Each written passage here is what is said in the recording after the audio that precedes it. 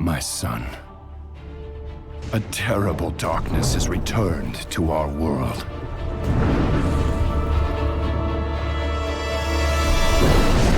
As before, it seeks to annihilate everything that we hold dear.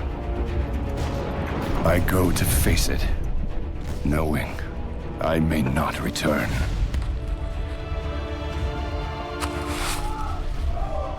They're coming! They're coming back!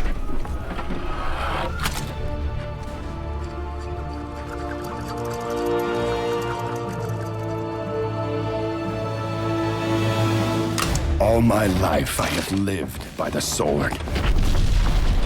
I've seen kingdoms burn and watched brave heroes die in vain.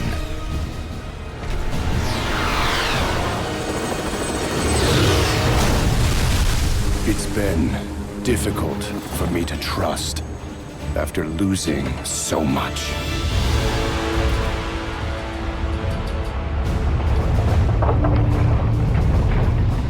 But from you, I have learned patience, tolerance, and faith.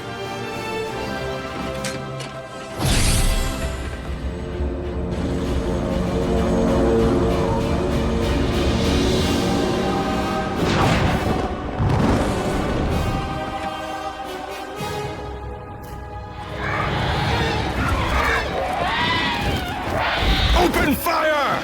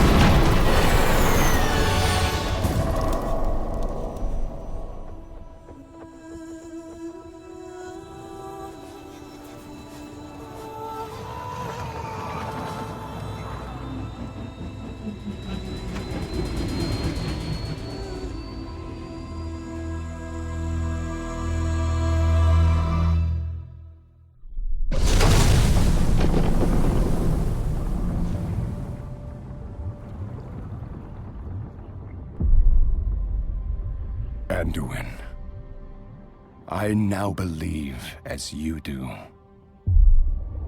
that peace is the noblest aspiration. But to preserve it, you must be willing to fight.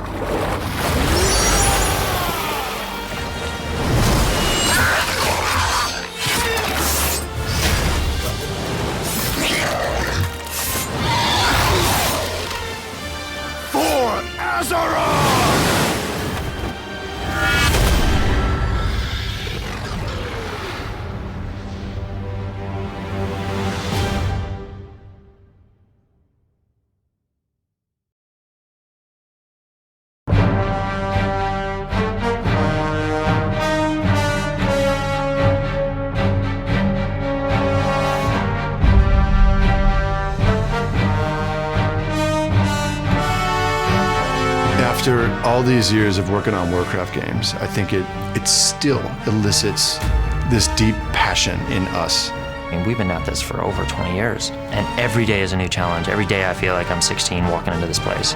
And in this particular expansion, we felt it was really time to go back to our roots. The Legion expansion is essentially round 3 of the Mortal Worlds fight against the Burning Legion. The Burning Legion unleashed upon Azeroth. They're back with a vengeance. And we find our heroes having to put aside their differences and, you know, focus on this new threat. These cinematics really kind of set the stage, set the tone and the theme for the adventure. And this cinematic in particular is integral to the fantasy of Legion. We've been making these cinematics for a very long time. That's the fabric of WoW. And when everybody's firing on both cylinders on this piece, which they have, it raises the bar to a new height. I've been very fortunate over the years to have what I believe is one of the best cinematics team in all of gaming. These animators are world class, and they're able to dig in and find a different gear, even a gear that we hadn't even truly thought of.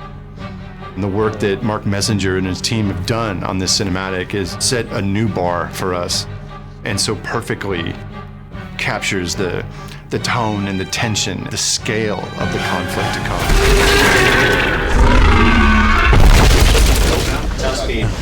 Okay. What was the first time you heard about the idea behind this expansion? Basic directive that we got from the game team was that they wanted it to be D-Day. This is the big confrontation, the return of the Burning Legion.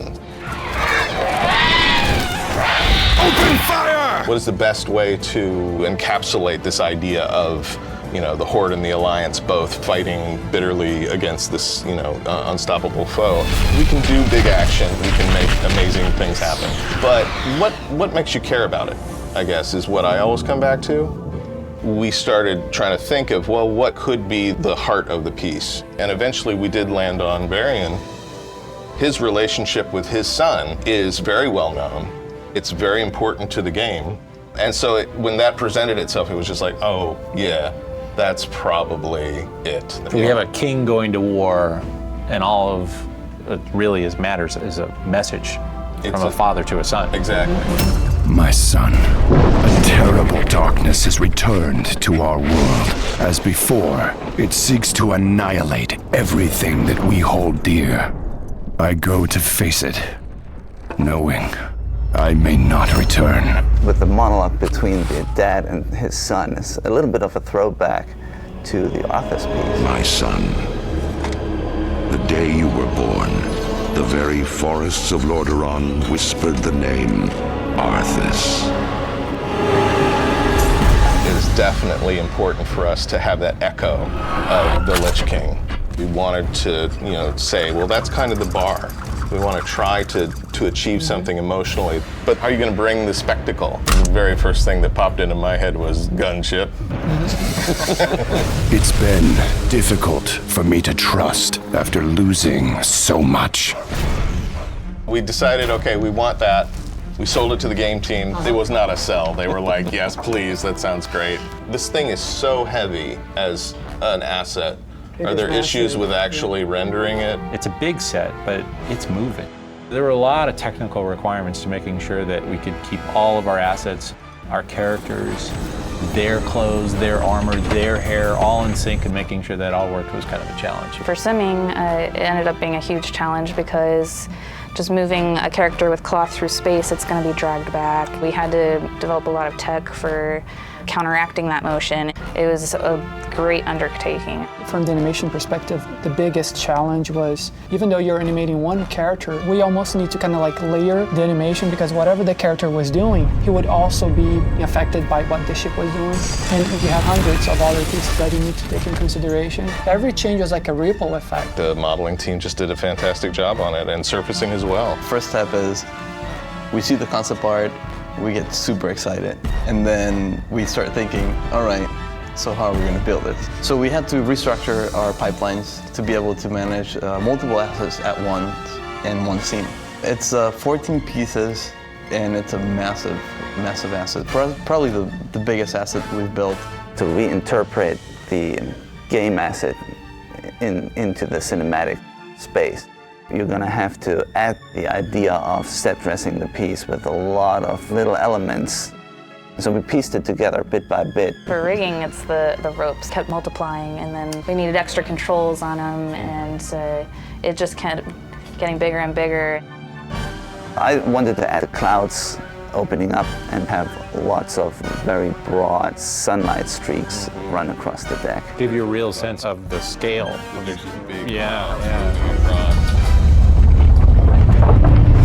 So we've got this awesome gunship. It needs to be populated, and that was another thing that we really had to figure out how we were going to do. We were looking at the overall complexity of the show. We need to do something, again, that we haven't really done before, which is maybe mocap. We kind of felt that was the right call to use motion capture for the background characters. We didn't need to, we knew we wouldn't need to tweak the animation. It was pretty much going to work out of the box. We get on the stage at Activision, and you know, and here's our animators dressed up with the balls all over and the tracking suits, and it was hilarious. It was just really fun. We had a great day. You remember when we were trying to figure out how to get people to fall off the deck? The guys at Activision built like a 7-foot ramp, and then they start rolling down the deck. And I'm like, I told you not to do stuff like... No, they're like children. They just couldn't help themselves. Nobody got hurt, right? Yeah, we had spotters. You guys were spotting, so, but I was still nervous. It does bring that ship to life. You just read those human shapes moving around, and your brain kind of does the rest. We deal with such fantastic characters and environments and situations, and yet we want you to believe in them. We want you to invest in them. So sometimes it's about making something that's really realistic looking to the eye, and sometimes it's just about pushing it into a level of fantasy that somehow is still resonant in a believable way. Even things like, you know, when we've been talking about what the ocean should look like, how tall should the waves be? The ocean, I think, is a big achievement for our effects team. It's an ocean surface that you can be on the deck with that camera as well as 100 or 1,000 feet in the sky, and it does exactly what we want. We had a mixture of ships on the deck. The Alliance ships and the Horde ships on the water are all resurrected from Miss Pandaria. What's important from the very start was to try and make it feel like Alliance and Horde aren't just fighting the Burning Legion, they're also fighting the environment. Of course, the Broken Isles themselves, the destination, which would be this awesome zone from the game recreated for the cinematic with this huge fell storm, which Digimat has just done a pretty fantastic job of realizing. Digimat will paint something, effects will then contribute to it with their own volumetric simulations. Those are the kind of shots that really sell where you are.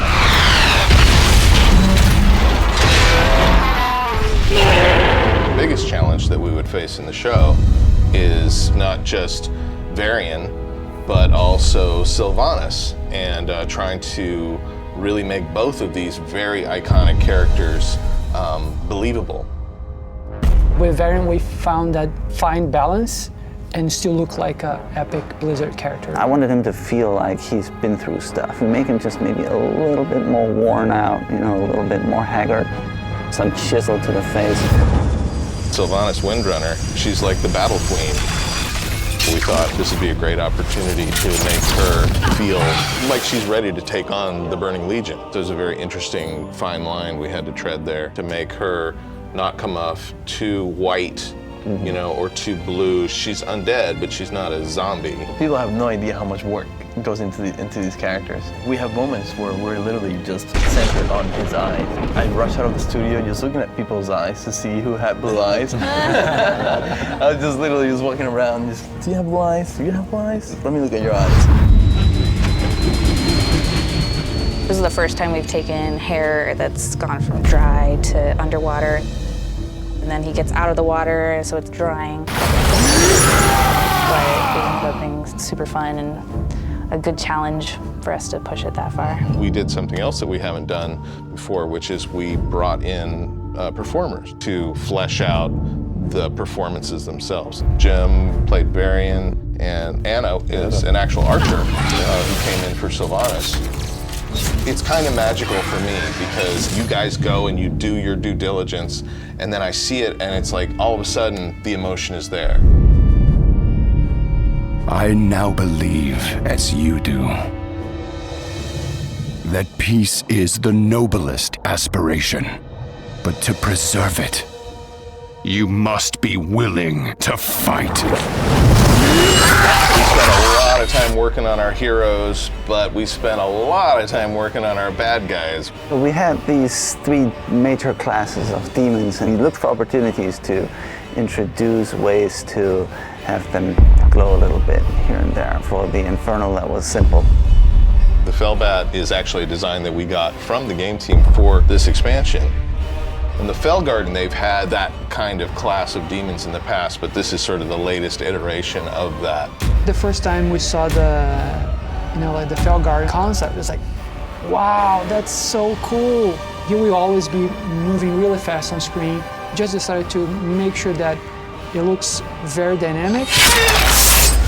Pretty much all departments heavily involved in that final shot. What is it, 460? Yeah, and I think it grew.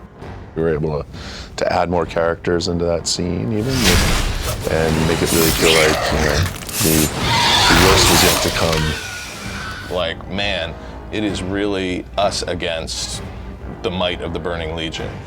It's not just about animation and character, lighting and effects. There's water in that shot. There's a giant crashing wave just to add a little bit on top of the whole thing. It's a really complex shot because there are like so many characters and every motion of one character affects the other. That final shot is amazing. For Azeroth! I feel like on every level, we've really dedicated ourselves to improving our game that's worthy of the canon of being in the world of Warcraft. And it's been a real pleasure for me to work with all of you, as always. You know, I hope we keep doing this until we retire. Who says anything about retiring?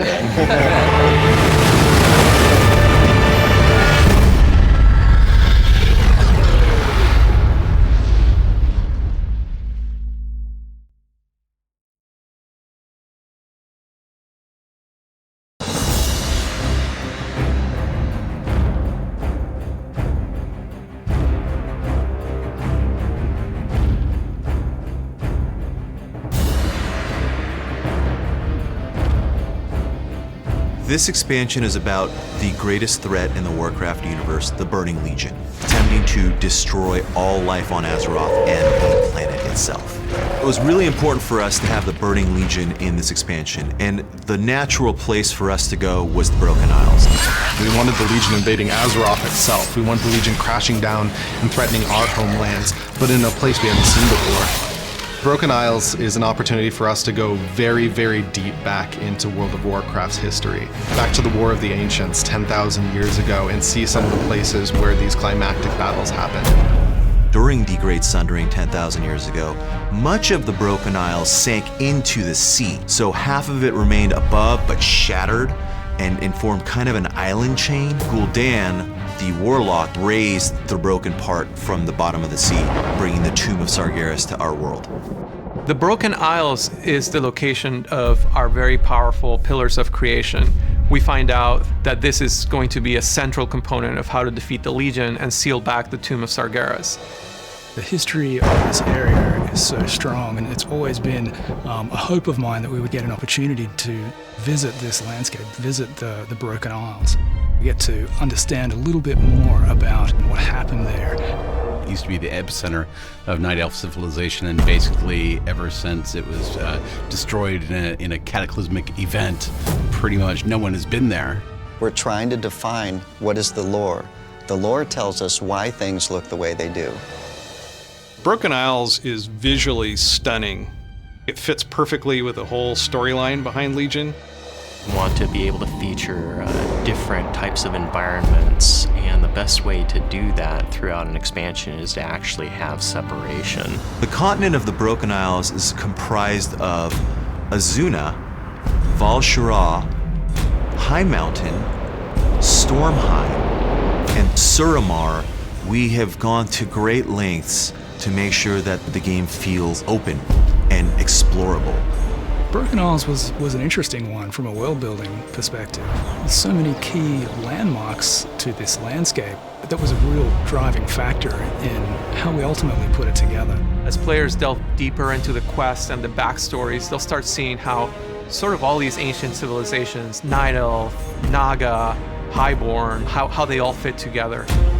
Telling the story of those different cultures. There is a lot of back and forth that goes on between environment and with level design, so that we can help settle on how that color palette, how the lighting, how the textures, all that's going to fit together.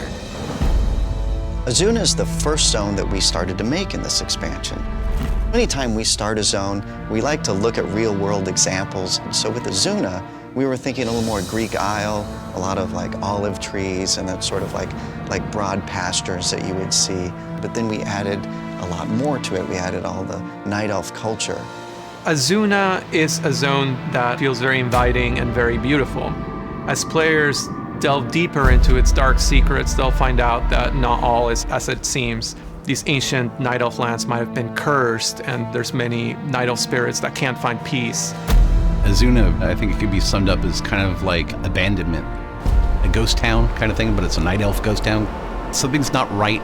Everybody left in a hurry, and they haven't come back. Azuna was really challenging zone to make. This wildly varied, beautiful landscape that wasn't overly colourful. We're kind of aiming for this Greco-Roman Arcadian feel with long sweeping mountain ranges. But at the same time, it was ripped apart by this tragedy. Ultimately, the team really managed to kind of pull it together. Val-Shara is thoroughly druid, very magical. When our concept artist was working on the trees for that zone, he had these majestic, giant trees, and as soon as I saw that, I was just so floored. Val-Shara is one of our more forested zones in Broken Isles. I think one of the more interesting things about Val-Shara is that it's actually one of the first opportunities we've had to really show what it's like when the nightmare gets unleashed on Azeroth. Val-Shara is the idea of druidism taken to its nth potential, and it's now corrupted and threatened by the nightmare. There's a lot of places of it that are still luscious forest, but you really feel what parts are really being overcome by the nightmare and the other parts that are still like a safe place to be as you're exploring and questing through Val-Shara. In Val-Shara is a world tree known as Shaladrisil. This world tree was feeding nature. With the Legion's arrival, the world tree has fallen into corruption. The Emerald Nightmare is now a wound at the heart of this world tree that is threatening to overtake all of Val-Shara and ultimately the world. So the world tree really serves as a symbol of both hope and hopelessness. Val-Shara is the epitome of fantasy and druid forest. It's the jewel that we wanted this expansion to have. But we didn't quite see what Val-Shara really was until everything came together. The buildings, the creatures that were in the zone, all of those elements had to be there for us to complete the vision. The High Mountain Tauren are the keepers of the relic of Khaz'goroth. This is the pillar of creation that we need to take out the Tomb of Sargeras. High Mountain ties together the region geographically in terms of elevation, but it's also where we put all our lore for Tauren, and we really let players experience that culture. It's always challenging to create a zone with a lot of verticality in it. For High Mountain in particular, especially since it has a whole bunch of different elevation changes, we'll identify what could affect the sound at that elevation, whether or not it's trees or doesn't have trees, whether it's next to a coast, whether it's next to a canyon or a crevasse or at the summit. What we really wanted to capture it with High Mountain was this enormous, majestic, rocky mountain peak. You can clearly see its influence on the world around it. Throughout the whole expansion, you can look at the highest peak in High Mountain and say, hey, that's where the center of the expansion is. It's one of those zones that landed pretty squarely on the original concepts. End result is really, really strong. Stormheim is the home of a sect of Vrykul that left Northrend thousands of years ago to escape the curse of flesh that was cast upon them, as well as to find what they would consider their holy land. Amongst them, there is one leader, and he is their God King, because he speaks for both heaven and hell, and his word is law. In Stormheim, the player is needing to go into the heart of the Vrykul kingdom to obtain one of the other Titan relics that will be needed at the Tomb of Sargeras. And this is against the backdrop of Queen Sylvanas attempting to secure her afterlife. As players that are familiar with the Vrykul now, we'll get to find out the relationship between the Vrykul and the Valkyr, and what happens to Vrykul after they meet glorious death in combat, and we're really, really playing with that idea of exploring their afterlife, both good and bad. The Vrykul believe in victory and glory and death, and only the most honorable will ever reach the halls of valor. It'll be the epitome of what the Vrykul would have imagined for their heaven. You will be able to go to Helheim through the Mystic Temple, which is a fantastic, interesting area. That is probably one of my favorite POIs. So it's going to be a nice stark contrast for the mood and lighting. We kind of wanted this split-level feel to Stormlight. We're down low, it's very rocky, coastal, rough seas, and up high on the highlands, it's a little bit more mysterious. We also wanted this very ancient, old feel to make sure that we represented the Vrykul as having been here for quite some time, that they had ancient roots here that really helped shape the landscape. The Broken Isles was once known as Suramar. This vast, sprawling night elf civilization that lived there were able to actually build a shield of such tremendous power to keep out the world's sundering. Night elves of this area for 10,000 years have lived in this gigantic magical bubble. Suramar is one of the zones in the expansion that will feel very, very much developed, very structured. It's an urban environment. The other wonderful thing about Suramar, it is a seafaring city and has canals running through the city streets with boats. We make it at night, like it's being lit by the moon. So we've got these beautiful, very subdued blues and moonlight colors, but then we're bringing in warms like the oranges and the firelight to underlight it. So it's just going to be just a very dramatic, beautiful zone. It's probably the most ambitious zone we've set out to do. It was a really tall order for the art team, and they were really excited about chasing this down. I think it's one of the best zones we've ever put together. For this expansion, we're actually doing something very different. It's up to the player to figure out for themselves what zone they want to tackle first. It's the first time we've ever sort of given players this unbounded exploration right off the bat. Having the freedom to go to whichever zone you want to go to and kind of decide the order you want to play it, that's pretty powerful. We want this to be the crowning jewel of expansions we've made thus far. We really wanted to give the players a sense of exploration, that this is their world to explore in any way they choose. Honestly, it's magic, and it's something that we were really, really excited about.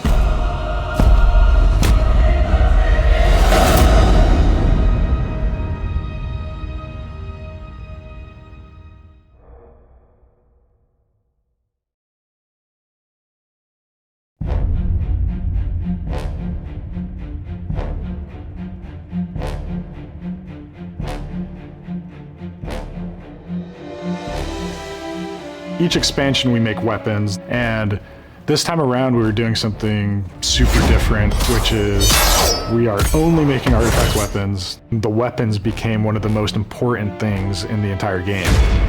In this expansion, the Legion is the greatest threat that Azeroth has ever seen, and players are going to need to be able to get these legendary artifacts to help take on the Legion.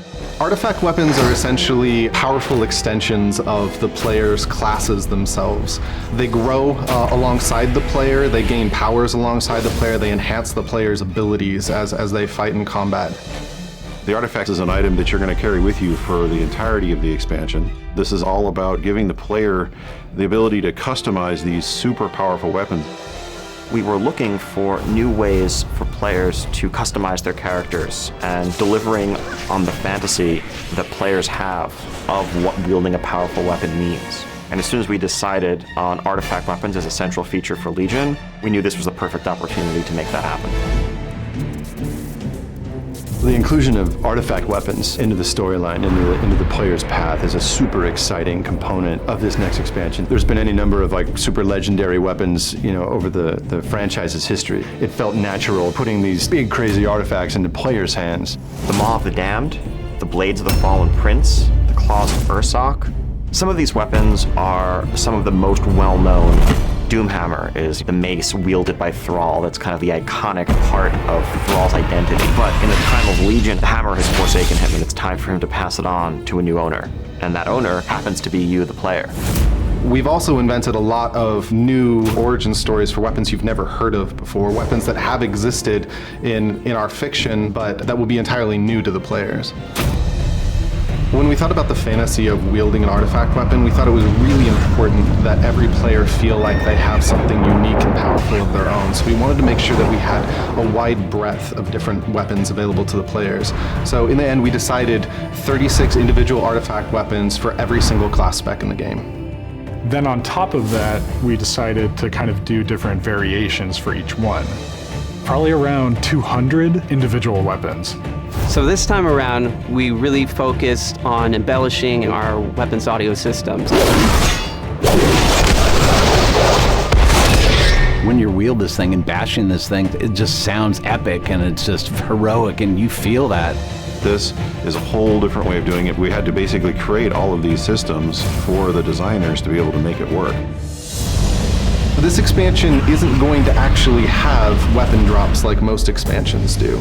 Towards the beginning of the expansion, you're going to get your hands on the artifact that belongs to your class, and you're going to be growing it and evolving it and changing it.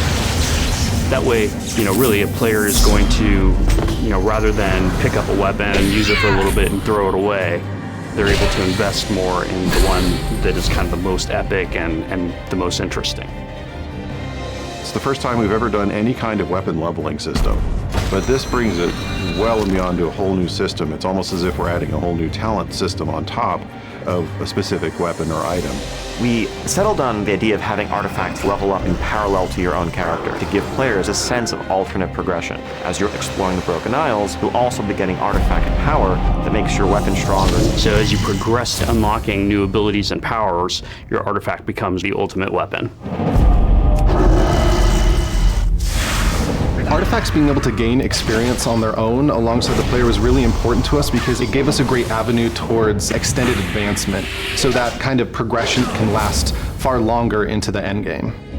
There's such a back and forth with engineers and designers. We had to figure out ways of making it so that as the player is playing the game, be it in doing adventure mode or doing questing or doing raiding or whatever, they're earning these artifact points.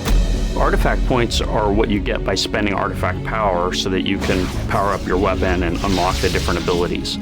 When you have an artifact point to spend, you can choose what ability that's connected to the other traits that you've gotten to unlock and make your weapon more powerful. Artifact traits are going to be purchased by spending the artifact power that you've earned. We laid out the trait trees in a very different way. They're not the traditional linear talent trees. Rather, they're more, constellation-like pictorials to kind of give players more of this hands-on interactive experience to customize the weapon to really suit the class that you want to play. Each artifact also has 3 different tiers of visual progression. You have the ability to decide what look you want. For example, if we're talking about the Ashbringer, an artifact that's been wielded by Tyrion Fordring, and it's really something that was developed in the lore of the World of Warcraft itself. You have the ability to go after the Lightning Ashbringer, or the Fire Ashbringer, or the Corrupted Ashbringer. And then even within that, you can choose from a variety of different colors to make that artifact look the way you think is the coolest. When we started thinking about all the different visual customizations for these artifacts, it was a huge goal of ours to make sure each player had their own unique look. And we put a lot of time and effort into making sure players had the ability to choose. Players can unlock these appearances and then choose the one that they like the best. It's a bit about self-expression. It's also about, standing out from the rest of the crowd. We grinded all the way to have it look different. We want it to sound different as well. If you have a flaming Ashbringer or lightning, we want it to sound different as you're swinging it. My favorite artifact is probably the Blades of the Fallen Prince that perfectly capture the fantasy of what Death Knight Runeblade should look like. I think my favorite visual customization that we did was this fell Doomhammer. The Frostwolf symbol has been replaced with this creepy eye, and it has this kind of green fell oozing out of it. One of my favorite weapons out of the artifacts we've built is the Scale of the Earth Warder. It's this shield for prot warriors that actually comes from an ancient Vrykul king who had found a scale of Naltharion long ago in High Mountain. That's what I love most about the visual customization. I can really kind of choose my ideal version of what that weapon would be. I think players are going to be pleased with the greater variety of content they have to experience this time around, and actually give them a whole wide range of traits and powers that they can unlock months into their experience.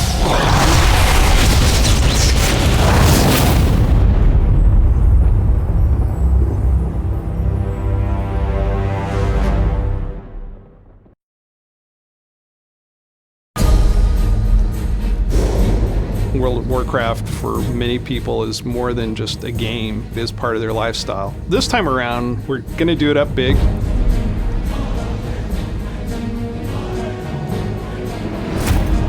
The idea of demon hunters being an actual playable class has been a fictional idea we've been playing with for years. They're out there on the edge, giving everything, to stem the tide of this evil. They're ultimately heroic, and so it's awesome to finally be able to design that class out and people be able to step into these groups and embody this archetype that's been so kind of classically woven into the story of Warcraft over the years.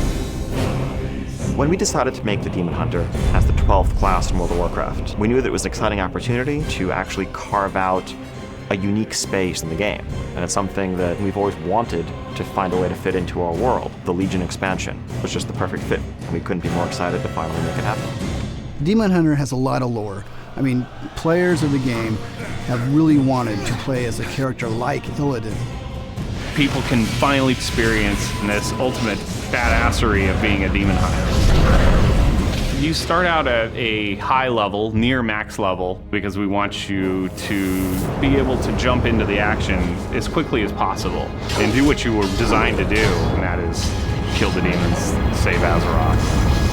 This is the first time ever that players are going to be able to play a Demon Hunter in World of Warcraft. Creating Demon Hunters was a very, very collaborative process. Who doesn't want to work on, the sound of making a demonic army that's back to destroy everything in sight? I mean, that's like a sound designer's dream. It's like what you want to work on, We decided to make a custom start zone for the Demon Hunter because it really allows us to tell a story where the Demon Hunters have their own unique place, and in this case, their own time, as they actually start during the events of the Burning Crusade expansion. When the Black Temple was being raided, Illidan sent your character along with an army to go invade a demon world. That really allows us to make a very cool, very directed experience for someone who's picking up this class. We had a lot of discussions about what specs we were going to do for the Demon Hunters. And as soon as we knew we were going with Havoc and Vengeance, we really started to buckle down and dig into what each of these meant. One of them is DPS, and that would be Havoc. And one of them is for tank, and that's Vengeance. We felt like those were very important because they felt appropriate to the Demon Hunter class. The tank form is just this huge, massive demon. You're just using your brute strength. You're not able to wield a weapon, so combat is all unarmed combat. The DPS spec, that's all about agility, offense, darting around, striking from all sides. Ultimately, you have this Demon Hunter that just wants to be in melee, but with the mobility to get to your enemies more easily. We wanted to give players the chance to live that fantasy as a demon hunter along the lines of Illidan, but we really wanted to give players a lot of customization. Players pick their horns, pick different skins, different faces to really feel like their own unique demon hunter. The Metamorphosis ability is one of the core abilities for the Demon Hunter, to transform into a demon that looks like their character. Both Havoc and Vengeance have Metamorphosis. Havoc has wings, whereas the tank gets these huge spikes on their back and they get this mane of Fellfire. They're just saying, like, I'm unmovable. Just come at me, bro. They just feel edgy and dark, badass. Like visually, they look awesome. We wanted to make sure there were very visual, iconic ways that Demon Hunters were uniquely represented in the Warcraft universe. So we've incorporated the idea of having these different tattoos. These huge glowing tattoos have lore behind them. That's how they harness like demonic power. On the cool side for the players, they design the armor so that you can see the tattoos all the time. The Demon Hunter has a definite unique sound. It's a little more powerful, a little more gruff, gritty, a little more demonic. They do have glaives. Their blades are just pockmarked and gashed and gouged and rough, and they're rusty, and you get hit by this thing. It's not a smooth shing, it's more like Doing a new class is a tremendous amount of work. It adds tremendous amounts of complexity to the game. So as we're working on the Demon Hunter class, as we're shooting out ideas to try out and making tasks for engineering to create the abilities, we were going to embrace mobility and we were going to embrace a more streamlined control system. We set out from the start to make agile combat the center of almost everything the Demon Hunter does. They dart around, they zip through their enemies. They use their wings to actually double jump. The double jump allows them to jump again while they're in the air to get over obstacles that other character classes wouldn't be able to get over. They have the ability to automatically glide. When you glide, you have big demon wings that pop out of you, and that's how you actually slow your descent. I wanted something like that powerful where the wings, snap out, and so I end up using this old sail for my boat. So we got some cool elements for the... Spectral Sight allows the Demon Hunter to see enemies through walls, see invisible creatures, stealth creatures more easily, and also to be able to see treasures. For the Spectral Sight sound, we recorded using a lot of animals and voice stuff. I created these cool little texture layers of... We knew that we wanted them to incorporate movement in their attack. Fell Rush captures a little bit of that, like agile ninja fantasy. That's the essence of what Demon Hunter is about. You can perform the Fell Rush when you're coming out of your backflip. If you can time it right, it'll be really quick and deadly.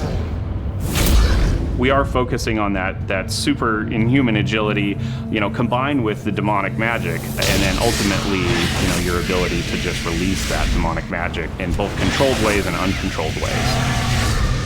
The Demon Hunter is one of the most unique features of the expansion because it's a completely new class that has a lot of very distinct elements to it. Bringing that class to life is really one of the most collaborative cross-discipline projects we've had on the WoW team. We've never worked more closely with our animation team and our character artists to really nail the fantasy of each and every one of the abilities. It was really important to give them unique animations. We want to make sure that the players feel special when they're playing this class. We put a lot of effort, a lot of time, a lot of thought into what they look like, how they play. I think a lot of the hardened kind of veteran players of World of Warcraft are really gonna love the Demon Hunter. I think it's really cool for them to have another class to look at, to maybe play, but also to play with. Even just having that one different piece in your raid or your dungeon is going to create a whole new dynamic. You are going to be the Demon Hunter.